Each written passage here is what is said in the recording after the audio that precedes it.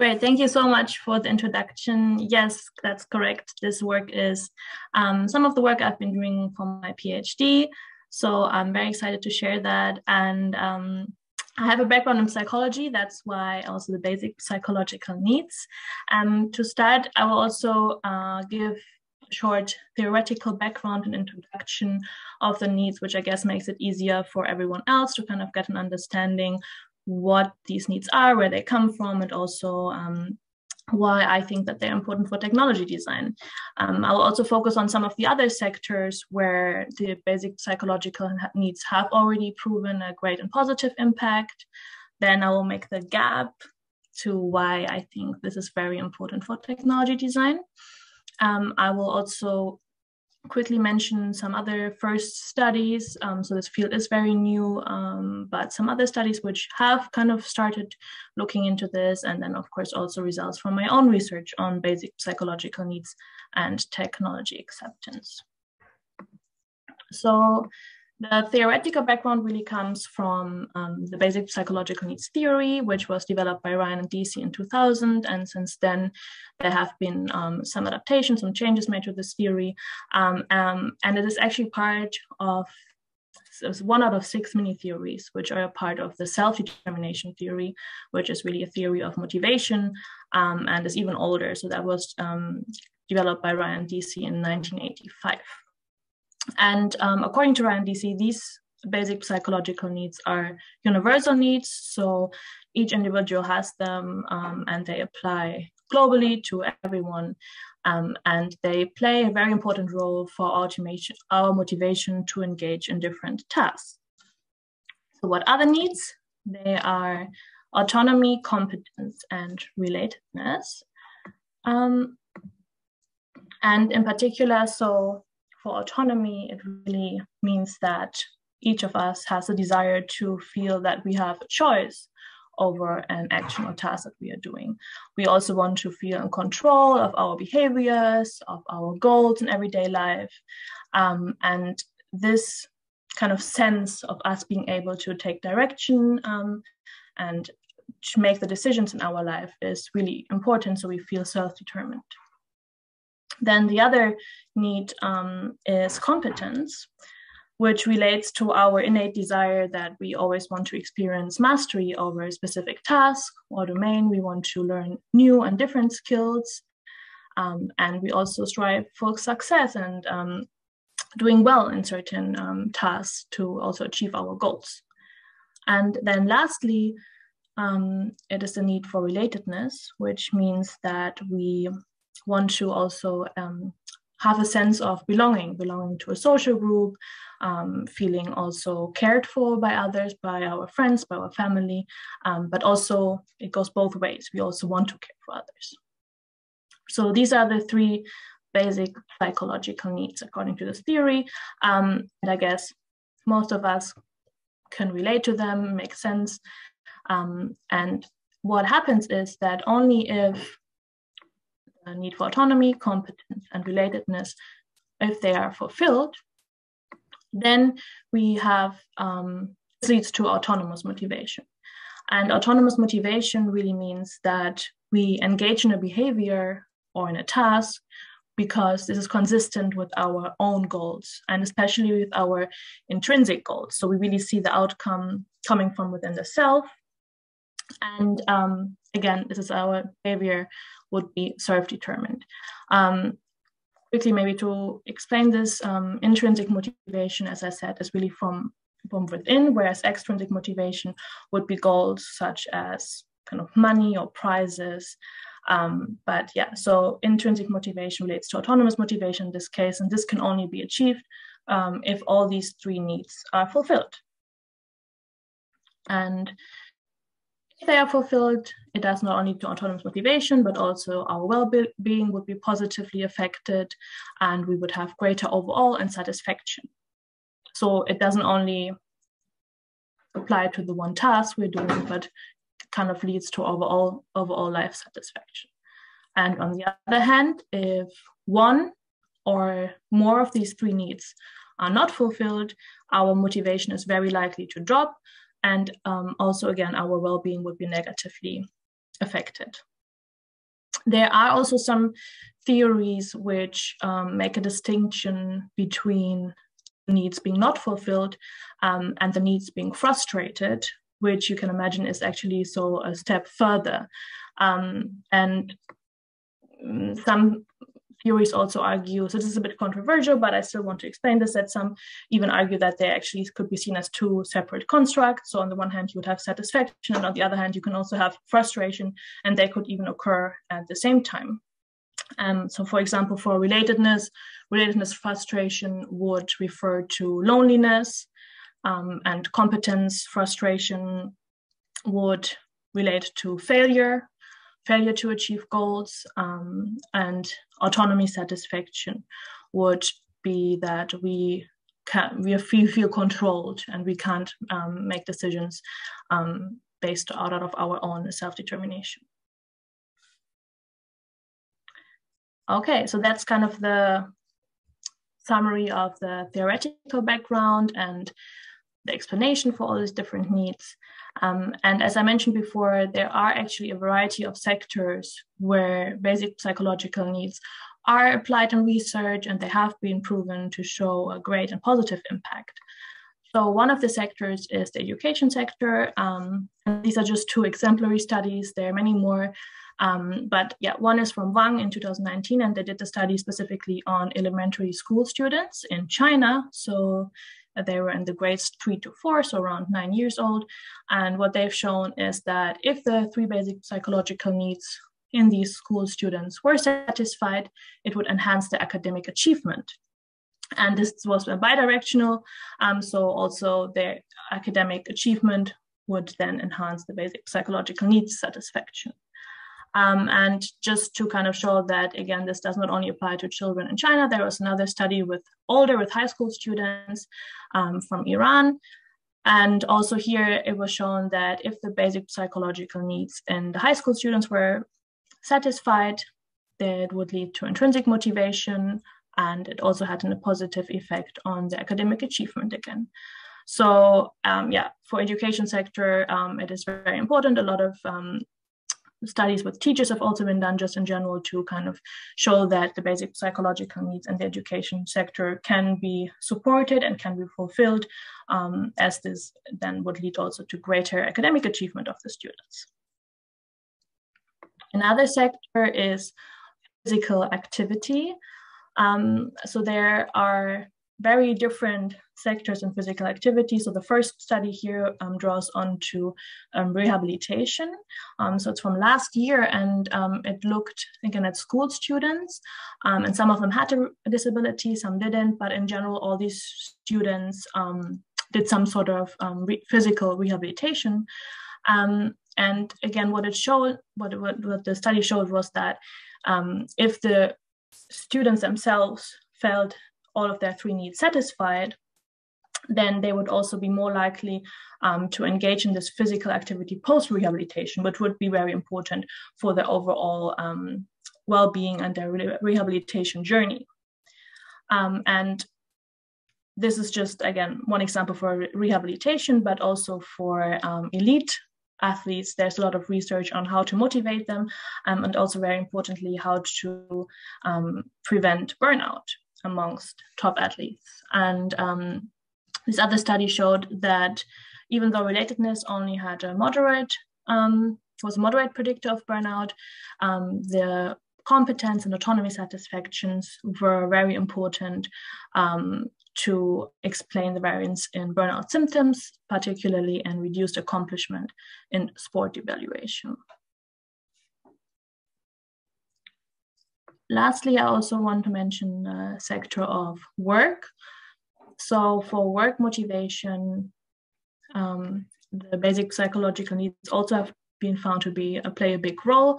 So this study showed, also it was from last year, that need satisfaction at work was positively predicted by, again, intrinsic motivation and social work values, and negatively predicted by extrinsic work values, which makes sense if, again, we look at what the theory explains. And then need satisfaction also mediated the relationship between intrinsic, extrinsic social work values and then job satisfaction. So again, the need satisfaction had an impact on overall job satisfaction. So overall, these are just some of the sectors where basic psychological needs already have been shown to be very important and lead to positive outcomes.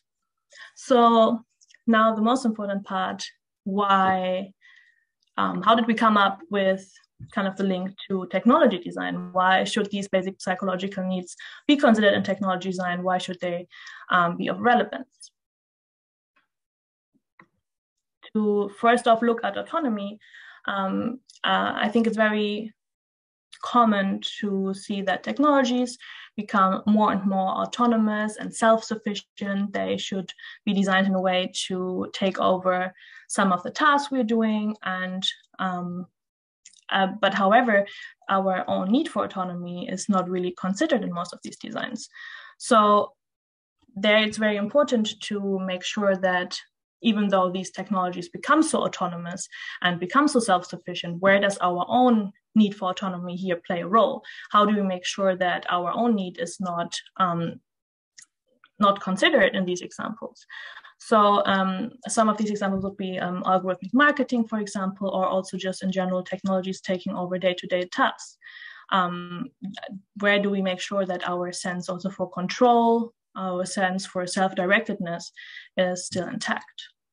And two other examples are here, for example, that on the top hand, the picture you can see, it's a typical image I guess most of you are familiar with. We can see on our phones, we can check how much time we spend on specific apps and the internet, and we can even adjust these settings, and we can even make specific deadlines, so to say, to make sure that after a certain amount of time, we get a notification from our app, from our phone, that we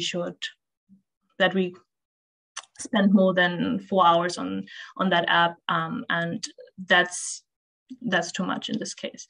And this is really interesting because that would be a way that the app would support our own sense of autonomy, because it would let us still be in control and make the decisions. So we can decide if we still want to go ahead and spend more time, or if we want to stop, and it gives us a good overview and helps us to make these decisions. On the other hand, on the lower picture, I included these image recognition systems, face recognition systems, which of course are very famous and often used in China, but also in the US, partially for criminal recognition.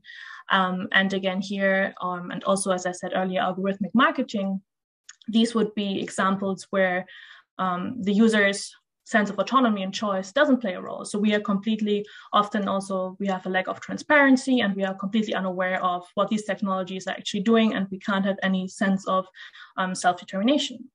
So this would be a very bad example. And then for the need for competence, again, technologies are supposed to take over tasks, become more competent. A lot of people are, of course, also scared to lose their jobs due to technology. People already have been doing so. And here again, it is very important to make sure that our need for competence is not undermined by the technology. And this doesn't have to be the case. So here, the top picture would be this typical example that, okay, robots would taking over certain jobs. And of course, this relates also to fear in technology. A lot of users are scared to use certain technologies, are scared to lose their jobs. But on the other hand, the lower picture is actually used for neuro rehab VR. So there, with VR, people who need neurological physical therapy can get additional help, and the technology could increase the user's mastery over this task, could help them with their rehabilitation, and increase their journey to full recovery. And in this case, the technology can actually be used to increase their own competence to support the need satisfaction of competence for the user. And for relatedness, this is also a very interesting example, because nowadays, and as we can see now, everyone is on Zoom, and especially during COVID, this was most of the time the case, that we weren't even allowed to meet other people. So sometimes the main channel for our social interaction really is social media or are different types of technologies. But then we still have to think again, how does this affect our need for relatedness? So of course, on the one hand, it could have a positive impact, because if we wouldn't have all these different technologies, we wouldn't even be able to communicate at all. On the other hand, we have to make sure that we don't completely lose a sense of contact with other people, one-to-one interactions. And here also I have included a kind of a more positive and a negative example. So in the first case here, you can see, especially for elderly care, of course, robots are more and more designed, and it's taken into consideration to apply robots in elderly care. And if it happens in a way in the first picture that it's kind of used as an additional support, as a help, but of course not taking over every type of communication with other humans, then that would be a very good example. On the other hand, in the lower picture, I don't know if you're familiar with that, that's the app called Replika, where users would interact with a chatbot that really is very much designed in a way that it would create like an artificial friend. And as you can see also here, it says the AI company who cares. So it is designed in a way that it could make up for other social contact. And there's really the question, is that what we want? Is this how technology should be designed to fulfill our need for relatedness? And does it actually fulfill our need for relatedness? Or do we still want this human-to-human contact? And here, again, it's interesting that relatedness on the one hand could be seen as in the upper picture as this mediator, also as it is now for Zoom or WhatsApp or any type of communication via these apps with another person. It is really seen as a mediator, whereas with these apps like Replika, or if you would think that you would directly interact with a social robot in day-to-day life, you would have the direct relationship and build this relatedness with the technology.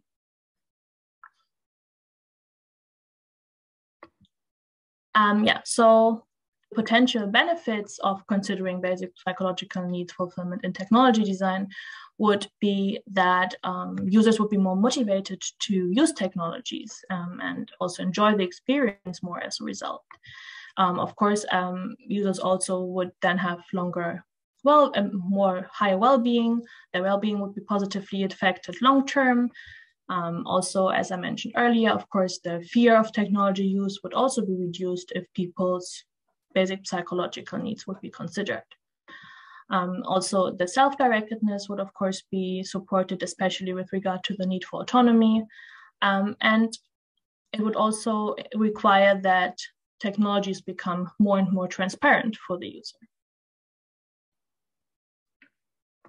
So some of the first studies, which are actually from last year and which weren't out yet when we started with this topic, which again shows that this is a lot of research has picked up on this interest, is that here in consumer research, a study was done and showed that autonomy, so just the need for autonomy and self-determination, positively affected the consumer's well-being, and also that the fulfillment of the three needs, relatedness, competence, and autonomy, led to positive effect and positive perceptions of different interactive gadgets, such as mobile phones, MP3 player, and navigation devices.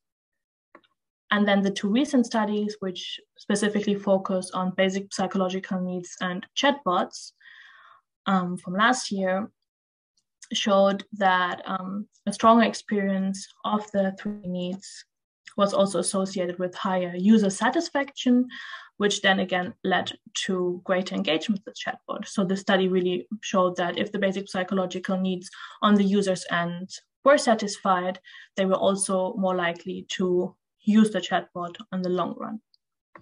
And similar to this was in other studies, they kind of grouped all the basic psychological needs together under the variable self-determined interaction, so they didn't distinguish between the separate needs.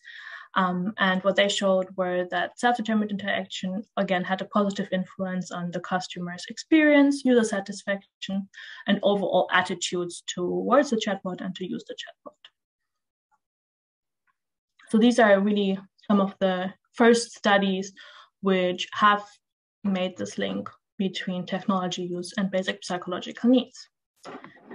And then, yeah, so this comes to our own research on basic psychological needs and technology. So we looked, of course, at theoretical background and at other research, and we were particularly interested in basic psychological needs and voice assistants, as there is no particular research done yet on which focuses on voice assistants. And we also wanted to look into the banking sector, as it is one of the sectors which has a growing application, especially for customers' daily use, which again is very important because in the future that means customers would be more and more exposed to AI assistants in the banking sector on a day-to-day basis. And when we thought about the design factors we want to start with, and which we think are very important, we decided to manipulate both agency and gender. And with gender, we mean especially the voice gender of an AI assistant, as these are both very relevant and also very prominent design factors that really apply to any voice assistant. And even though we actually had different hypotheses, just for the time's sake, I kind of summarized some main research questions that we had before designing the study. So one of them was that to which extent can these differences in agency and gender, which would then be design factors of the AI voice assistants, influence our basic psychological need fulfillment? And also then, can the basic psychological need fulfillment of users influence their intention to use? So does it have an impact on the intention to use the AI voice assistant in the long run? So how did we do that? First off, as I said, the context was the banking sector, and we actually simulated an AI voice assistant for this study, and we called it the finance coach. And it would introduce itself to the participants with different services it had, and just as like this new program, it could be used for day-to-day banking. And next up, as I mentioned, we also manipulated the voice gender of this AI assistant. Here it's important that we did only use synthetic voices, but we changed the voice to male or female, and we did this based on Amazon Polly. The study was run in German, so we used the female version Wiki of this AI voice assistant, and then run a few test studies to create the male voice based on that. And lastly, we also changed the agency level. So again, agency level, I guess there's some different definitions. What we really mean is the capacity to act independently of the AI assistant. So to which level it would act more independently or kind of more passive. And what we did were we created these 4 different vignettes based on the conditions, and each participant would just see one of the conditions. So it would be randomly assigned to one of the conditions. And in these vignettes, the participants would see a video in an online study where the finance coach would introduce itself, its services. And here what we can see is the different manipulations for high and low agency. So on the left side, the finance coach would say, with the help of artificial intelligence, I can analyze your financial spendings fully automated. So the key word here is fully automated, which is of course high agency. And then on the right-hand side, it's kind of the same phrase. So in the other conditions, everything would stay the same, but we changed overall 7 sentences where we adapted kind of what the finance coach would say. So here it would say, with the help of artificial intelligence, I can analyze your financial spendings as per your request. So this is much more reserved. So always the user has to give the main input, and the user would have to make the decisions. Whereas in the other conditions, it would be more like the system kind of takes care, and the user can lay back, and the finance coach would take care of all the financial matters. And also what is important to mention, again, it's a voice assistant. So the participants would really just see the sound wave with addition of the subtitles to make sure that they would actually also get all the information and the content, and they wouldn't miss anything. That's why we included the subtitles. It was also, on purpose, we only included these sound waves, so we wouldn't have any additional variables from kind of how the an avatar would look or how the chatbot would look, just really to focus on the voice and the voice gender. Yeah, so overall there were 282 participants, so around 70 participants per condition, and we had an age range from 16 to 94. We didn't want to go younger than 16 because it was, again, the financial sector, and we would expect that younger people are not that familiar with kind of financial decision making. That's just really an example of one of the moderated mediation models we did to analyze the data, and I think this gives kind of a good understanding again how we thought that that the outcome of the basic psychological needs would be important. So on the left-hand side, we had the 4 finance coach conditions. As I said, each participant would be randomly assigned to one of the conditions, so they would only see one video. And then we assumed that the needs, so autonomy satisfaction, competence satisfaction, or relatedness satisfaction would be the mediator on the intention to use the finance coach in the long run. And since we also have this gender aspect, we thought that there might be differences on how male and female participants would perceive these different finance coach conditions. So we included the user gender as a moderator in this model. And to the results, so the overall group comparison showed that the high agency assistance led to lower satisfaction of the need to autonomy, which would be in line with our hypothesis. And the perceived lack of autonomy satisfaction also then led to a lower intention to use the AI finance coach overall.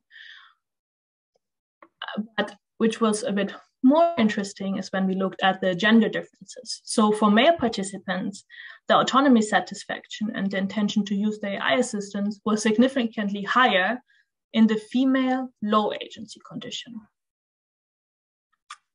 So male participants overall had a preference for this female low agency finance coach. And the lowest ratings in autonomy satisfaction and intention to use were for the female high agency condition. Sorry, I should say high agency condition, okay? So really the low agency condition was preferred, whereas the high agency condition was the one which got the lowest ratings. On the other hand, for female participants, this was exactly in the opposite direction. So female participants' autonomy satisfaction and intention to use was higher in the female high agency condition, which, as I said, is exactly the conditions the males had the lowest ratings for. And I will go into more details, and then later I will kind of come back to these results and really interpret them, because these findings were super interesting. And of course, we have to ask the question, what does that mean for technology design? So on the one hand, we could say, okay, great. So we have this result. We want to give we know what female participants want. We want what male participants want. So we could just design 2 different finance coaches for male and female participants. But of course, there's more to this, and I want to come back to this later. So just keep this question in mind. So overall, also for the other satisfaction, so for competence satisfaction, relatedness satisfaction, and intention to use, here are the results for male participants. So autonomy satisfaction was significant. Relatedness and competence satisfaction, we did not find significant differences. And that's probably due to the sample size. As I said, there were 70 participants per condition, but this wouldn't be strong enough, again, if and make the split with the user gender. So future studies should probably include even more participants. But we still can see very interesting trends here, especially if we compare that to female participants. So what we can see for competence satisfaction, male participants had a preference for the low agency male finance coach. So that's different from the one for autonomy satisfaction.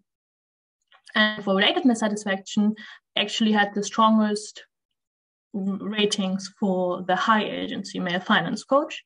And again, for intention to use, it was the same, the low agency female one. When we look at female participants, on the other hand, all autonomy satisfaction scores, and also for intention to use, they always had the highest ratings for the high agency female finance coach. And so with regard to the relatedness need, there is the similarity attraction paradigm or theory, which predicts that participants would, in general, people prefer their own gender. So that would make sense in our study because both male and female participants had the highest relatedness scores when the AI assistant matched their own gender. And for competence satisfaction, women, as I just have shown in the graphs, that women attributed the highest mean value of perceived competence to the high agency female finance coach. So this high agency female finance coach was the one which kind of fulfilled the need for competence the most. And men, on the other hand, they rated the low agency finance coach as the highest to satisfy their need satisfaction. And if we see overall, men were the ones which always rated kind of for competence satisfaction, autonomy satisfaction, the low agency finance coaches better, whereas female participants clearly wanted kind of the one with high agency, which would be more dominant. And if we look kind of at literature specifically to gender stereotypes, we can see that these agentic and competent traits have traditionally always been more attributed to men in comparison to women. And interestingly, not only by males, but also by females. So competent traits and agentic traits are always more likely to be assigned to men, whereas warmth would be more assigned to females. And the interesting thing is that in our study would not actually support these findings. They would only support these findings for male participants, whereas female participants, they had their preferences and also attributed these traits in a sense to female high agency finance coach. And this would also show that there is kind of this interest for females to kind of have a competence finance coach and apply this competence satisfaction and competence ratings to a female coach, which would be against a stereotypical image of women. And also, overall, we had a positive correlation between the perceived competence of the AI assistant and the fulfillment of the need for competence, which suggests that participants did not feel threatened in either of the conditions by a competent finance coach, but they perceived this as a supportive resource, which, if we go back to kind of what I explained at the beginning, it's very important in technology design, of course, to make sure that participants do not feel threatened or undermined in their own competence, but rather perceive the technology as a support to increase their own competence. Okay, so the key takeaways really are from this study, and which were the really interesting findings, is that the female high agency finance coach, which again acted more independent, more decisive, and more dominant, which would be adjectives that, according to the stereotypes theory, would not normally be described to a female, but rather to male humans. And they received the lowest scores from males overall. this means then that men seem to have a preference for voice assistant that is very much in line with the stereotypical role of a female as a secretary or subordinate. And this makes sense because even if we look now at all voice assistants such as Siri, Alexa, Cortana, they all have a default setting for the female voice. And for a long time, you weren't even able to change it to a male voice. And even now, the default setting is still always female, which again would be in line with the stereotypical role of a female assistant. And that goes back to the question I asked earlier is, do we just take these results to say, okay, we have a finding, we know what men want, we want what females want. But if we do that, then we would also, this would also mean that we would enhance the existing stereotypes and we would just kind of make these stereotypes even worse. So the real question here is that with these findings, what they show is that females are not likely to or want to use this subordinate as a female, and they also related more to the female high agency condition, so to the independent and more dominant presentation of this finance coach. So in return, this would actually mean maybe using a high agency female version or using even a male assistant could decrease the existing stereotypes and kind of give another view of the world and make this less prominent in new technology design.